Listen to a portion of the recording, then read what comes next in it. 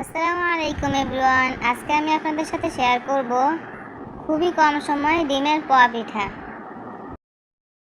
একেবারে সহজ রেসিপি, তাছাড়া পিঠাগুলো অনেকক্ষণ পর্যন্ত নরম থাকবে।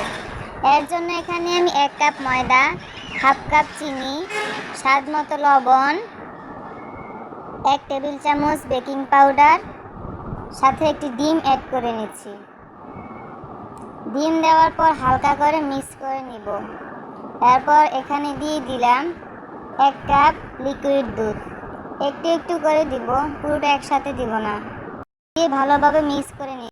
কিছু বাদাম আর কিশমিশ মিক্স করে নিলাম। এই তো আমার ডোটা রেডি। একটি কড়াইতে পরিমাণ মতো তেল দিয়ে তেলটাকে ভালোভাবে গরম করে নিব। তেল গরম হয়ে এলে এভাবে পিঠাগুলো তেলের মধ্যে দিয়ে দেব।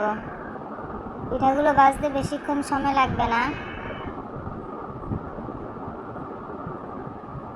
কয়েক সেকেন্ডের মধ্যে পিঠাগুলো ভাজা হয়ে যাবে।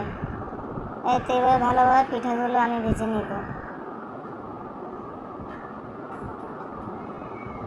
ভিডিওটি ভালো লাগলে লাইক, শেয়ার, সাবস্ক্রাইব করে দিবেন। দেখতেই পাচ্ছেন পিঠাগুলো মাশাআল্লাহ অনেক ফুলকো হয়েছে।